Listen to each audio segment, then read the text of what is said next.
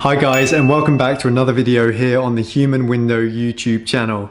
Now I hope you're all keeping well and safe in this crazy and unsettling time we find ourselves in with the ongoing coronavirus pandemic. A lot of people being forced to work from home, lots of uncertainty in the world right now. And that kind of inspired today's video, which is an interview with Jade Bowler, aka UnJaded Jade. Now Jade is an awesome edu influencer and her YouTube channel has more than 400,000 subscribers. On there she shares just awesome productivity and study tips and just life tips in general. And we just sat down to have a really quick chat about how she's been dealing with the whole situation in general, with the coronavirus pandemic, the lockdown in the UK. And yeah, we just had a chat about some of the tips and tricks that we thought could be useful right now for people, especially when we're locked up and cooped up at home for such long periods of time. So I really hope you find the interview useful and enjoyable.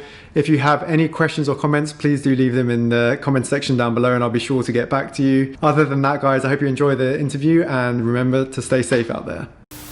Cool. Well, Jade, thank you so much for taking the time for a quick chat. It's good to see you. Good to see you. I just thought to start off by asking, how are you? How have you been coping with this kind of crazy situation we find ourselves in with the coronavirus? Yeah, sure. So just to give you a bit of background, I was actually at university in San Francisco. Obviously, we had all this news. I was kind of faced with the decision, do I come home? Do I try and stick it out there? Obviously, times are super uncertain, but I'm back home now. So I think there was definitely this adjustment period of like, just general fear, kind of checking the news constantly for updates, not really knowing what to do with myself, especially with like university, trying to adapt to like this new schedule, this like online way of working at new times. Yeah, it just kind of like felt like my life was ruptured so quickly, which I'm sure a lot of people can relate to. Honestly, I think, so it's been 2 weeks now that I've been home. I think I finally sussed out a routine to try and like just make myself feel more positive and kind of embrace the weirdness of this situation. For me, it's kind of like, how can I establish like a sustainable routine for those 5 days of the week that makes it feel like I can accomplish everything I want to. I can feel like there's some kind of separation between like work time and personal time. So I think that's often a difficulty for people, is when you're at home, it's like you might just be chilling and then you might be doing work and then it's kind of like they're all blended. So I think, should I just jump right into some general tips that I've found? Yeah, absolutely. Why not? Yeah. Okay, sure. Okay, so first really quick one is I would tend to define my outfit the night before and I'll literally lie it out. So as soon as I wake up, I try and wake up at a consistent time every day, try and go to bed a consistent time every day. I try not to treat it like it's the summer holidays. And then I feel like there's a lot less friction to just get myself ready as soon as I'm up. Like the outfit is there. I kind of won't go on my phone until I'm fully dressed and ready, just so I don't have the temptation to like lounge around in bed a little bit longer. So I'll get up, do all of that. I'm a big fan of like yoga, meditation, and kind of like setting up my mindset in that way. So I've actually started this like 21-day meditation challenge just for myself to get into some like accountability of making that a habit. And I found that doing that first thing in the morning as well has been really helpful to just like set myself up positively for the day. Then I'll tend to come downstairs, I'll make a quick breakfast. And then another huge tip, I think, is setting a to-do list or defining not only what you want to do that day, but kind of having broader goals for that week, I find quite helpful. So I'll sort of, on a Sunday night, take the week as an overview and think, okay, here's what I need to accomplish by the end of this week. Here is how I'm going to like chunk it into pieces, into all the days. And I think having that like high level overview of my week is really helpful and kind of is more motivational when I get to like the nitty gritty on the ground stuff that I want to do that day. I think having an established workspace that isn't just my bedroom has been really helpful as well. And this has been hard. It's a challenge because obviously my whole family are at home. My brother, he's doing online school right now. My dad is working from home. My mom's working from home. But there's this one table, which I'm at right now. And if I sit here, I am not scrolling through TikTok. I am not going on my phone. I'm doing the tasks I've set for myself. And I find that separation is really useful, taking the breaks. Another huge tip, which I think is just overlooked, is exercise. Exercise is so essential. I think especially when we're cooped up. I tend to alternate. So one day I'll go for my run, avoid like all people, and then the next day I'll do some kind of like at home like blogger lattes or Pilates or something like that. And for me, I know that from experience working at home in general, I tend to have this afternoon slump. So like post lunch, kind of like I've been working all morning. I'm coming back to my laptop, not as motivated anymore. So I'll try and position my exercise at about a 3 p.m., 2 p.m. ish time. And I find that's a really good way to just like take my mind off the work, completely reset, and then jump back in fresh again. Yeah, for sure. For me, I definitely agree with the exercise side of things, because it's, Yeah. I think the one thing right now as well, because in the UK, obviously, we're allowed to leave. That's one of the reasons we're allowed to leave our house to go and do exercise once a day. And I was kind of thinking, actually, like for me, usually I'll do my exercise in the gym, but actually now kind of forced to find parks near me, forced to go to the park for runs and stuff. And it's actually been quite nice to kind of discover these areas. But yeah, I mean, it's so important to get out there, because otherwise, yeah, you're just cooped up all day, like you say. Yeah. I think in some ways, like obviously the situation itself is awful and it is hard to see and hard to hear about, but I think you can also see some like more personal positives in the situation. Like, I don't know about you, but it has kind of forced me to slow down, be a bit more reflective, kind of like consciously prioritize my mental health at a time where so many people, especially my family, like my mum, can get a little bit like anxious around this kind of thing. So yeah, I feel like it's kind of important to be grounded in myself to like help ground my family, if that makes any sense. Yeah, but yeah, for sure. if anything, it's unifying.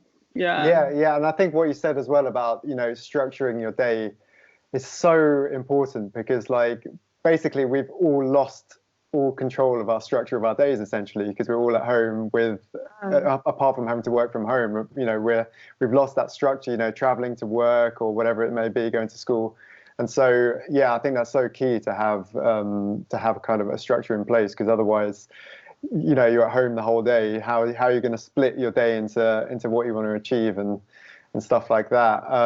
So what other kind of things have you added to your routine? Are there any specific things that obviously you mentioned things like the yoga and exercise and things like that. Are there any other things that you're doing at the moment now, or focusing on at the moment now, that maybe you weren't doing so much before this all kicked off? I think because sometimes maintaining focus can be more difficult because of like distractions. I don't know if you've heard of the Pomodoro technique, but it's basically, let me tell you about it. Please do, yeah. It's sure. So it's this technique where you pick a very specific task, and the idea is that you set a timer, and for 25 minutes, your entire focus of the 25 minutes is just that one task. Like, you're not like half-heartedly going on your phone or like checking the odd email if it comes through. You're like just doing that one task, and then as soon as it's done, you can have like a 5 or a 10-minute break, do whatever. But I found that's quite useful for me to like partition my time like that and just be like, right, we're gonna be focused, and then I can be like completely chilled again. Yeah, that's been something useful. Awesome. Yeah. Wow. Yeah. Also, spending time with my dog, that's been great. Yeah. I mean, that's always a plus. Yeah. I mean, I'm actually, my flatmate's moved back home with his parents for the time being, so I'm kind of self-isolating alone at the moment. So I'm just doing my best to kind of stay sane. Yeah. But what was I going to say? Yeah. So the one of the things you mentioned as well there is, you know, social media. I think obviously the good things about social media these days is that we can be so connected with one another, especially in a situation like this where we're kind of physically distant. But I guess we are kind of missing, you know, sometimes it can be a bit, it can actually be a detrimental thing, you know, too much social media, too much scrolling, too much news, for example. I don't know about you, but especially in the first few days of when this was all kicking off, I would kind of gravitate between being, oh, you know, I feel good, I'm on top of this, but I can deal with it, towards then the next day just being a total despair, you know, at the whole situation. 100%, yeah. So it's really been kind of a learning curve. But yeah, how important do you think it is to kind of manage your relationship with technology during this time as well? Yeah, oh my God, huge. I think for me, I know that my most productive time is the morning. So I almost I've always made this rule to myself that I won't check the news first thing, and I'll try not to dive into the whole of social media first thing either. So for me, it's kind of like I protect my mornings. So it's like I'll do the whole getting ready, come down, make the to-do list, and sort of get started. And then lunchtime is sort of where I allow myself to go on social media for the first time that day. I also tend to check news in the evening, just because I find sometimes it can just like cloud how I feel, and therefore just make the day kind of worse. So doing it in the evening, it makes me feel informed. I can like talk to my family about it if I'm feeling a bit stressed. And yeah, at the same time, it doesn't change the way I feel overall for the day. So yeah, also just like setting limits more generally. Like I think I have to catch myself and be like, okay, it's been like 20 minutes. I've almost forgot why I came to this app. Like, yeah, just being more conscious. Yeah, for sure. I'm guilty of that as well. You know, you swipe and open the app, and then you forget why you picked up your phone in the first place. But yeah, I think it just starts with the awareness of that kind of behavior, and then you can go from there, I guess. You mentioned, going to bed at the same time, waking up at the same time. Like that's definitely something I've noticed, is that one thing I've tried to do over the last couple of weeks is just prioritize sleep. Like you say, going to bed at the same time, getting up at the same time, it does seem to make a huge difference. Do you have like a routine you go through, like for example in the morning or just before you go to bed or something to help you with that? Yeah, so like my morning routine especially is very defined. So as I say, like I will get up, I will do the meditation without even thinking. So I sort of like get out of bed, make the bed so I can't like crawl back in, I'll sit down, I'll do the meditation. And I do find that is like a good transition between the sleep groggy state and like, okay, Jade, this is like another new fresh day. Let's get our mindset right for this day. And then I think just getting myself out of the bedroom space. And I know it's gonna be difficult for some people because maybe like in self-isolation, that is literally all you have. But I think finding any way to separate it, even if you like rearrange your bed or sit on like a different end of it or something like that, I think you just need the separation. But also, yeah, going to bed. I try and like turn off my phone by a certain time, get in my room by a certain time, and then just try not to like let myself lie in bed on my phone. I think that's the pit hole, isn't it? Yeah, absolutely. Yeah, I mean, there's so much to it as well. And I was just having a chat before this with a friend of mine called Max, he's kind of like an online health coach, and he was talking about the importance of having that routine of, doing the right things before bed and making sure. One of the things we spoke about, actually, I don't know if you know about. Do you know about blue light glasses? So they're like glasses. Yes. We found that. We've both been using them for the last 6 months or so, and we found they made a massive difference. You look a bit like Elton John when you wear them, but they're awesome. Because sometimes you need to be looking at a screen quite late, and for me, I definitely noticed a huge difference in terms of just sleep quality and stuff after wearing them. But yeah, so there are so many things you can do. I'm sure people know that, but for me, I would definitely say waking up at the same time each day and just getting your body into that routine makes a huge difference. So now I'm just going to ask you about your situation with your studies, because you go to Minerva, which is essentially, I guess, an online university. So you're almost in like a great situation to deal with what's happening right now, right? It's quite ironic actually, because when I first went to this university, everyone was like, oh, it's a scam, it's online, like no one would ever want to do that. And now with this situation, it's almost become the most robust model because we're sort of used to it. So we have like a dedicated learning platform called the Active Learning Forum. So I think it is adapted for learning a lot better than things like Zoom or Teams, which is like the difficulty in other schools trying to catch up quickly. Yeah, so for me, the only real difference is the time zone shift. So I'm used to having classes in San Francisco time with professors predominantly in the US. So now it's just I take classes from 5 till 9 p.m., which is like not the end of the world. If I was in Asia, it'd be a lot worse. But yeah, I guess that's just been strange as well in like redefining my routine of doing all the preparation work for class and trying to like structure my life around remembering I'm at university, and also wanting to do all the other goals related to like my YouTube stuff. Yeah, it's been strange. And also just not having friends and the university life around you anymore. It's been strange. Yeah, it's definitely such a strange time. And like, I was watching one of your recent videos actually, and you mentioned how, we have this kind of moment, and, a lot of the stuff we see on social media and things people are saying are about kind of like, making the most of this opportunity, write that book or start that podcast or learn that skill. And actually that as an idea can be quite overwhelming, and you can feel kind of under pressure to do something. Whereas like, maybe this isn't actually the time to be doing that. Maybe it's the time to kind of take a step back. Definitely. Yeah, I think that pressure, as you say, can be really overwhelming. And there's nothing wrong with just like using this time to chill, finally, to do a social media detox entirely. Like, I don't think you should be, if looking at the news makes you feel worse, and like kind of saying to yourself, for my own mental health, I'm gonna only get it like once a week and sort of just continue that self-isolation. Yeah, I think it is a time to like get to know yourself and how you're dealing with these things. There's no pressure to write a whole book. It's okay. And how are you finding it with, like, obviously I'm assuming like with your YouTube channel, you're obviously giving people a few kind of insights into how you've been dealing with the situation. How has it affected? I'm guessing it hasn't affected too much what you do in terms of your business online.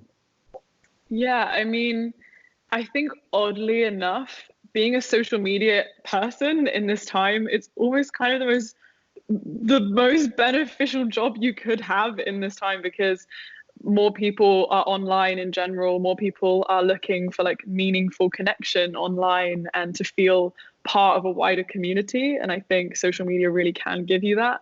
And that's something I'm trying to foster, at least on like my Instagram, for example.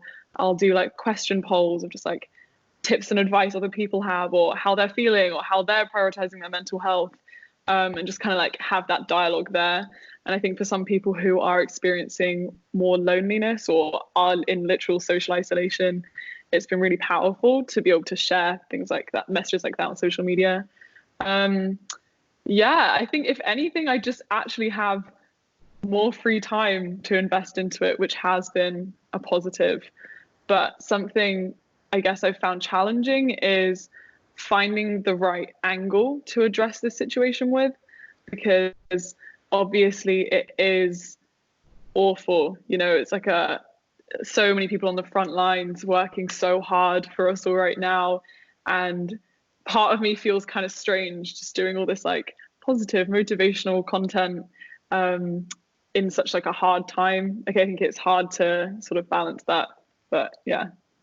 Yeah, well, I think it's important to kind of give the way that you've been dealing with it, and add some positivity to the situation, because it's so easy to get just dragged down into this kind of negative spiral. Just all you have to do is switch on the news, basically. That's it.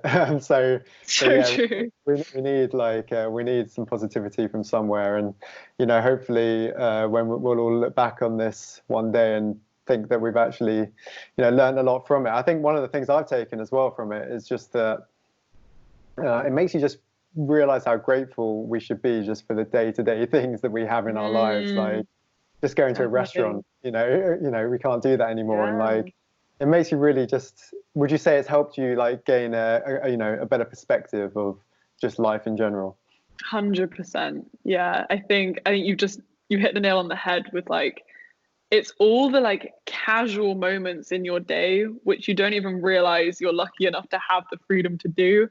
And I think it's kind of sad in a way that you have to have things taken away from you in order to realize just how meaningful and great they are. But even little things like the freedom to go see your friend, or as you say, go to a restaurant, or just walk around, even just high five someone, really random activities that do have meaning to a human life. But I guess, as you say, perspective isn't always a bad thing to gain. Yeah, for sure.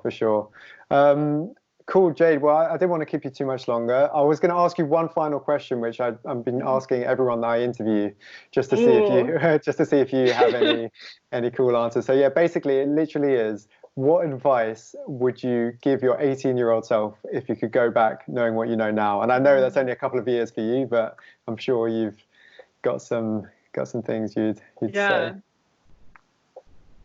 I suppose it's even relevant to this situation, but I would tell myself to embrace uncertainty, because I think at the age of 18, I was this person who loved to have a really strict plan for my life, you know, really defined goals that I could work towards in like my holidays, for example, get work experience to achieve this.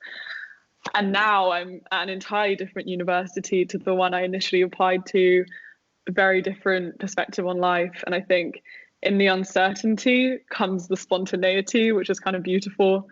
So yeah, just embrace the uncertainty. It doesn't have to be scary. That's great advice. Yeah, I think we could all do with following that advice, especially right now with everything that's going on. Awesome. Okay, Jade, thanks so much.